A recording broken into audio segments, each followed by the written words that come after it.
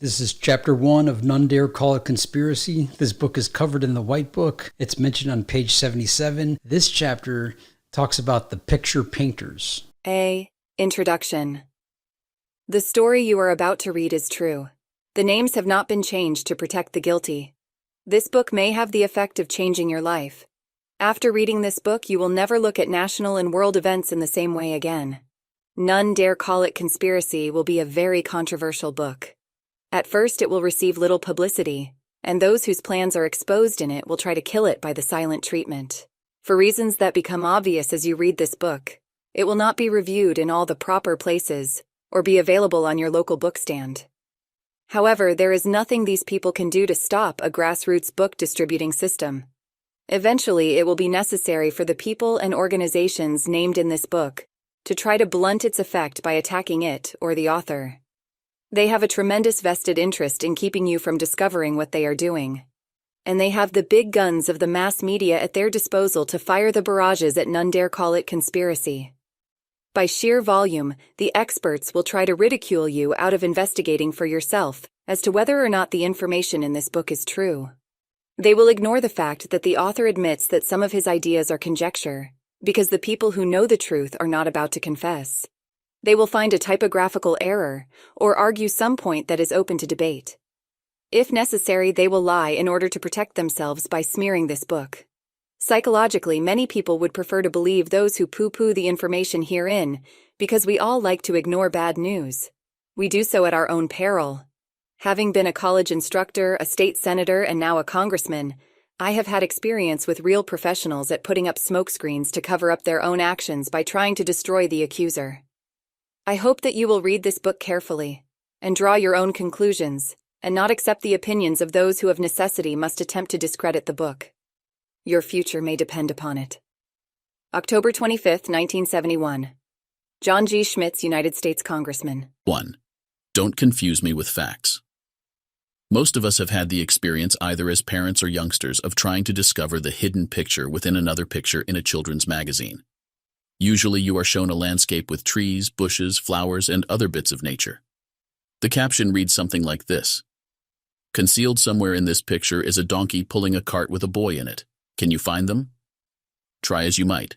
Usually you could not find the hidden picture until you turned to a page farther back in the magazine, which would reveal how cleverly the artist had hidden it from us.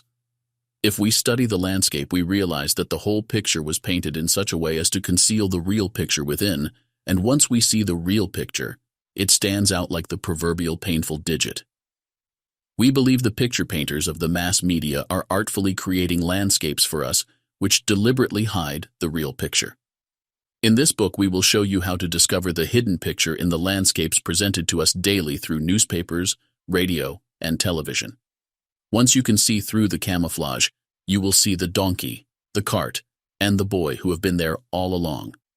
Millions of Americans are concerned and frustrated over mishappenings in our nation. They feel that something is wrong, drastically wrong, but because of the picture painters, they can't quite put their fingers on it. Maybe you are one of those persons. Something is bugging you, but you aren't sure what. We keep electing new presidents who seemingly promise faithfully to halt the worldwide communist advance, put the blocks to extravagant government spending, douse the fires of inflation, put the economy on an even keel, reverse the trend which is turning the country into a moral sewer, and toss the criminals into the hoosegow where they belong. Yet, despite high hopes and glittering campaign promises, these problems continue to worsen no matter who is in office. Each new administration, whether it be Republican or Democrat, continues the same basic policies of the previous administration which it had so thoroughly denounced during the election campaign. It is considered poor form to mention this, but it is true nonetheless. Is there a plausible reason to explain why this happens? We are not supposed to think so. We are supposed to think it is all accidental and coincidental and that therefore there is nothing we can do about it. FDR once said, "In politics, nothing happens by accident. If it happens, you can bet it was planned that way." He was in a good position to know. We believe that many of the major world events that are shaping our destinies occur because somebody or somebodies have planned them that way. If we were merely dealing with the law of averages, half of the events affecting our nation's well-being should be good for America. If we were dealing with mere incompetence, Our leaders should occasionally make a mistake in our favor. We shall attempt to prove that we are not really dealing with coincidence or stupidity, but with planning and brilliance. This small book deals with that planning and brilliance and how it has shaped the foreign and domestic policies of the last 6 administrations. We hope it will explain matters which have up to now seemed inexplicable, that it will bring into sharp focus images which have been obscured by the landscape painters of the mass media. Those who believe that major world events result from planning are laughed at for believing in the conspiracy theory of history. Of course, no one in this modern day and age really believes in the conspiracy theory of history, except those who have taken the time to study the subject. When you think about it, there are really only 2 theories of history. Either things happen by accident, neither planned nor caused by anybody, or they happen because they are planned, and somebody causes them to happen. In reality, it is the accidental theory of history preached in the unhallowed halls of ivy, which should be ridiculed. Otherwise, why does every recent administration make the same mistakes as the previous ones?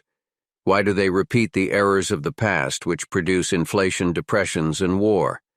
Why does our State Department stumble from one communist-aiding blunder to another? If you believe it is all an accident or the result of mysterious and unexplainable tides of history, you will be regarded as an intellectual who understands that we live in a complex world. If you believe that something like 32,496 consecutive coincidences over the past 40 years stretches the law of averages a bit, you are a kook. Why is it that virtually all reputable scholars and mass media columnists and commentators reject the cause and effect or conspiratorial theory of history? Primarily, most scholars follow the crowd in the academic world, just as most women follow fashions. To buck the tide means social and professional ostracism. The same is true of the mass media. While professors and pontificators profess to be tolerant and broad-minded, in practice it's strictly a one-way street, with all traffic flowing left. A Maoist can be tolerated by liberals of ivory tower land or by the establishment's media pundits. But to be a conservative, and a conservative who propounds a conspiratorial view, is absolutely verboten. Better you should be a drunk at a national WCTU convention. Secondly, these people have over the years acquired a strong vested emotional interest in their own errors. Their intellects and egos are totally committed to the accidental theory. Most people are highly reluctant to admit that they have been conned or have shown poor judgment. To inspect the evidence of the existence of a conspiracy guiding our political destiny from behind the scenes would force many of these people to repudiate a lifetime of accumulated opinions. It takes a person with strong character indeed to face the facts and admit he has been wrong even if it was because he was uninformed. Such was the case with the author of this book. It was only because he set out to prove the conservative anti-communists wrong that he happened to end up writing this book. His initial reaction to the conservative point of view was one of suspicion and hostility, and it was only after many months of intensive research that he had to admit that he had been conned. Politicians and intellectuals are attracted to the concept that events are propelled by some mysterious tide of history or happen by accident. By this reasoning, they hope to escape the blame when things go wrong. Most intellectuals, pseudo and otherwise, deal with the conspiratorial theory of history simply by ignoring it. They never attempt to refute the evidence. It can't be refuted. If and when the silent treatment doesn't work, these objective scholars and mass media opinion molders resort to personal attacks, ridicule, and satire.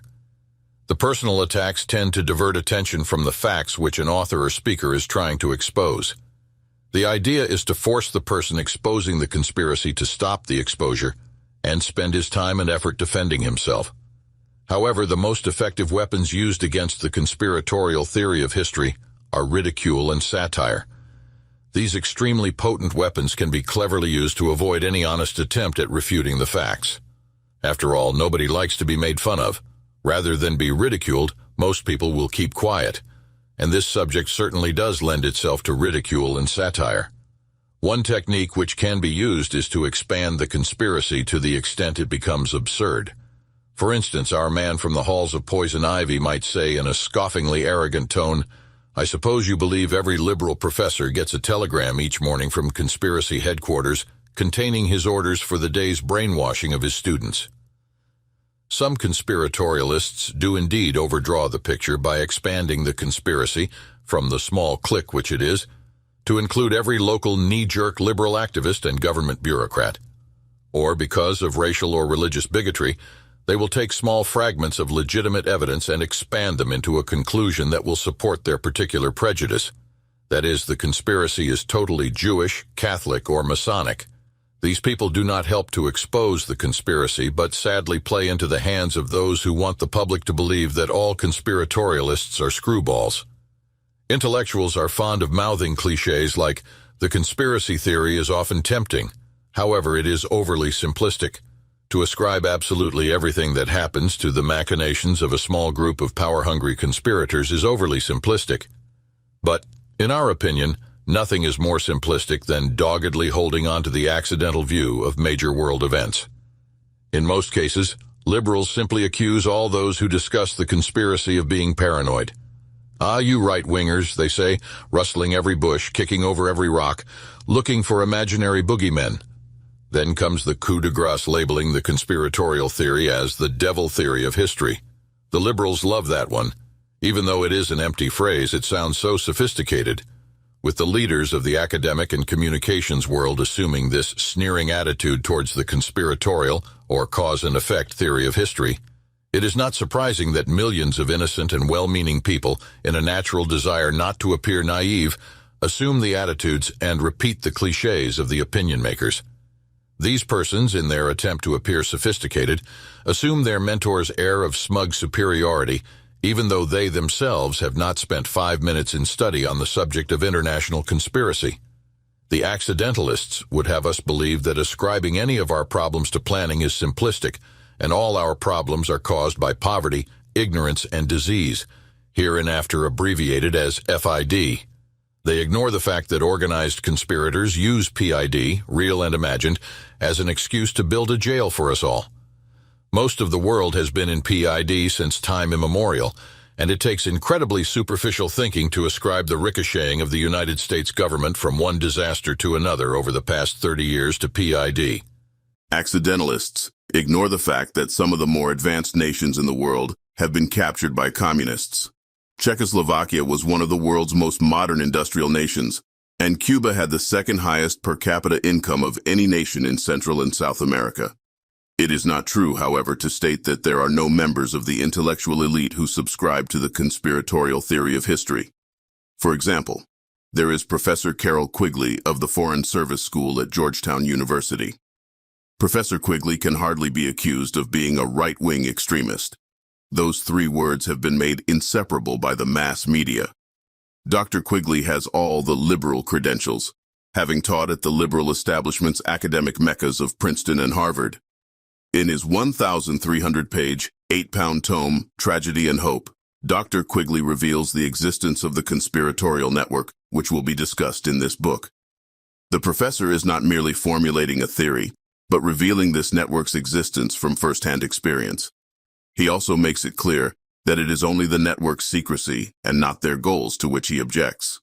Professor Quigley discloses, "I know of the operations of this network because I have studied it for 20 years and was permitted for 2 years, in the early 1960s, to examine its papers and secret records. I have no aversion to it or to most of its aims and have for much of my life been close to it and to many of its instruments. I have objected both in the past and recently to a few of its policies, but in general my chief difference of opinion is that it wishes to remain unknown, and I believe its role in history is significant enough to be known."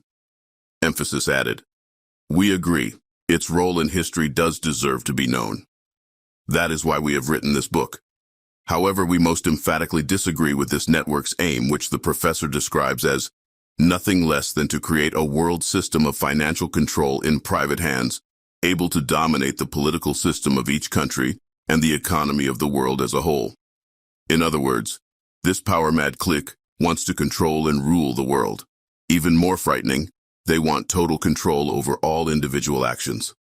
As Professor Quigley observes, the individual's freedom and choice, will be controlled within very narrow alternatives by the fact that he will be numbered from birth and followed as a number through his educational training, his required military or other public service, his tax contributions, his health and medical requirements, and his final retirement and death benefits. It wants control over all natural resources, business, banking, and transportation by controlling the governments of the world. In order to accomplish these aims, the conspirators have had no qualms about fomenting wars, depressions, and hatred.